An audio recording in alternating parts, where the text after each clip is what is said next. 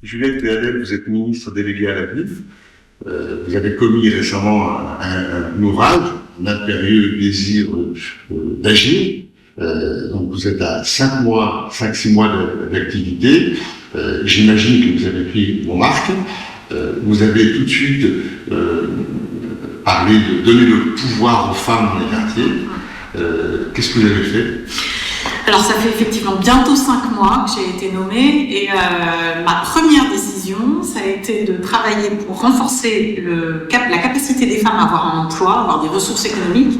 Et j'ai donc signé avec la Banque publique d'investissement un programme pour encourager le microcrédit, c'est-à-dire le crédit bancaire pour les femmes des quartiers, pour qu'elles puissent avoir plus de facilité pour créer un commerce, pour créer une petite entreprise.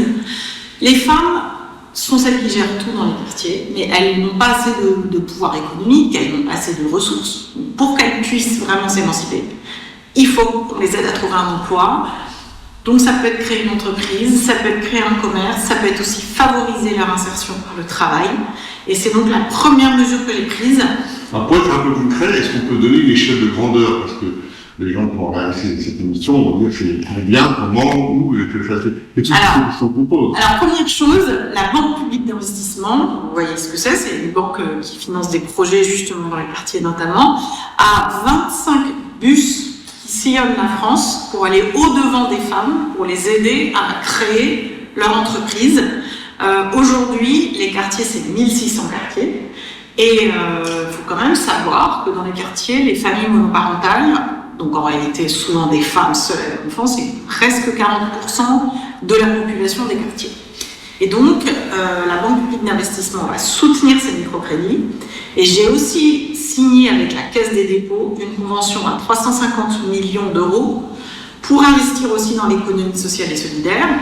Alors vous savez, c'est des projets qui ne sont pas forcément des projets très onéreux. Monter une boutique d'artisanat, monter un petit commerce. Quelques milliers d'euros. C'est quelques milliers d'euros. C'est des prêts qui peuvent aller jusqu'à 50 000 euros et qui sont octroyés à des femmes qui sont accompagnées. Vous pouvez 1 000 euros de capital. Exactement. Pour une femme, c'est parfois excessif. C'est pour ça que la Caisse des dépôts a signé, c'est la première fois qu'ils font ça, c'est inédit, une convention avec moi, ministre de la Ville, où ils vont investir 350 millions d'euros dans les quartiers. La femme en question doit être labellisée par vous, c'est ça ? Oui, c'est-à-dire que nous allons lui rendre accessible un portail dédié. Alors il y a par exemple, la Banque publique d'investissement et la Caisse des dépôts, il y a tous ce qu'on appelle les guichets que vous retrouvez dans les maisons France Service. Et puis ensuite, ce sont des projets qui sont accompagnés aussi par des associations.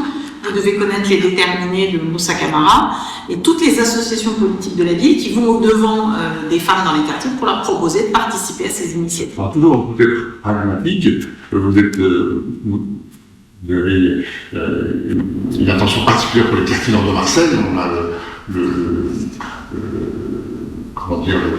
toute l'entreprise de donner un coup de main au quartier nord. Le président de la République s'est déplacé là-bas. Et alors, vous êtes très sensible aux ascenseurs. Vous pouvez l'ascenseur aller vous réparer.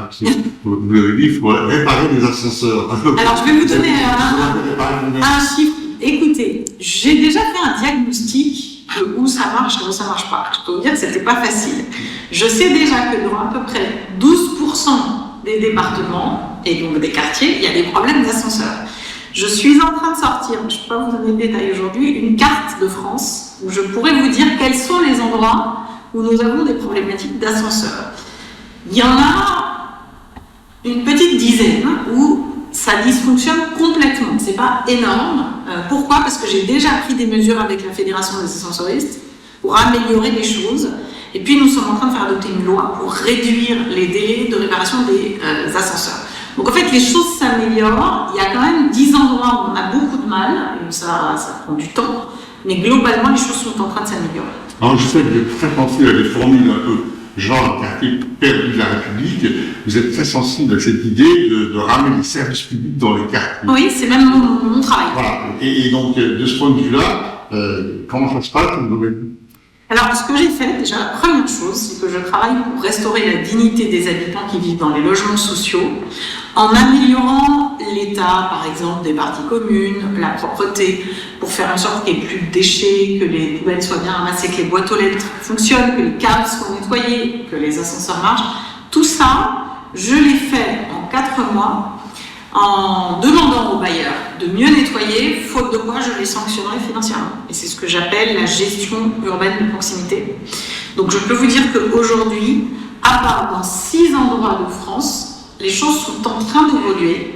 Et dans les 6 endroits où ça va pas mieux, je vais sanctionner les bailleurs sociaux. Ça, c'est de la dignité des quartiers, ça, c'est du service public, parce que c'est dire, quel que soit votre lieu de vie, quand vous habitez dans un logement social, c'est pas parce que vous êtes dans un quartier politique de la ville qu'il faut autoriser les bailleurs à ne pas réparer les portes qui ne ferment pas bien, à ne pas mettre de la vidéoprotection quand c'est nécessaire, ou à ne pas nettoyer et à faire en sorte qu'il n'y ait pas des poubelles mal nettoyées au pied de chez vous. Alors, vous avez cité un mot, le mot de dignité, il faut rajouter le mot de respect. Dignité et respect sont 2 mots très chers à des gens comme Michel Dedebar et Jean-Louis Borloo, qui ont été des ministres de la ville emblématiques et qui sont quelque part vos références. Et vous voulez réinstaller une centralité dans ces quartiers et dire en fait que c'est grâce pour la France aussi et que la France les aime et qu'eux aussi aiment la France.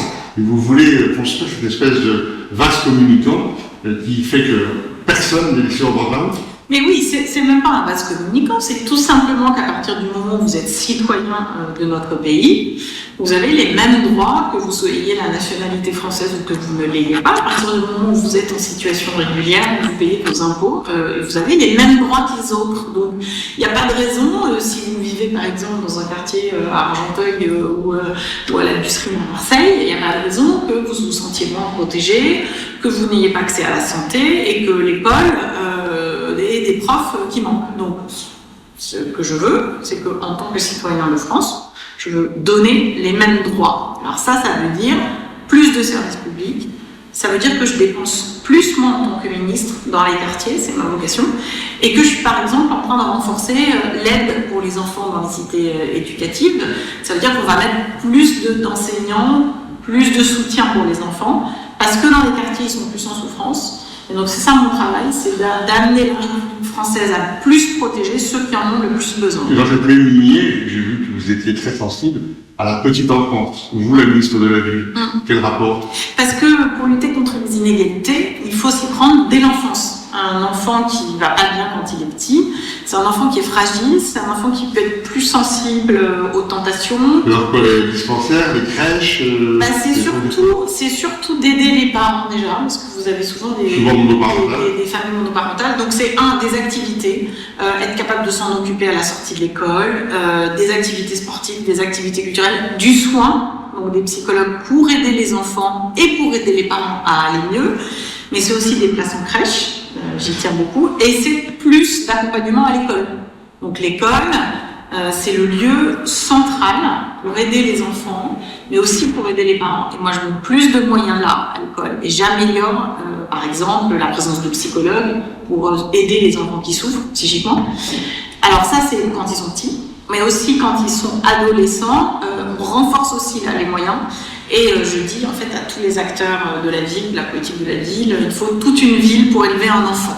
Donc c'est un message aussi politique, c'est que vous devez vous occuper des enfants, c'est pas parce que c'est pas votre enfant que si vous le voyez seul dans la rue quand il a 6 ou 7 ans à errer dans la rue parce qu'il est livré à lui-même, vous devez quand même vous sentir responsable et porter cette chance qu'est d'essayer de façonner l'avenir d'un enfant et d'éviter que par la pauvreté. Alors je vais dire, on voit que l'impérieux besoin d'agir vous anime toujours. Merci pour ces réponses. On vous propose peut-être de se revoir dans 3 à 6 mois pour faire peut-être entre guillemets un bilan, en tout cas, des acquis de ce point de vue-là, du point de vue de la cohésion sociale et de la démocratie locale. Merci. Merci beaucoup, Nasser. La matinale avec Kim sur Beurre FM.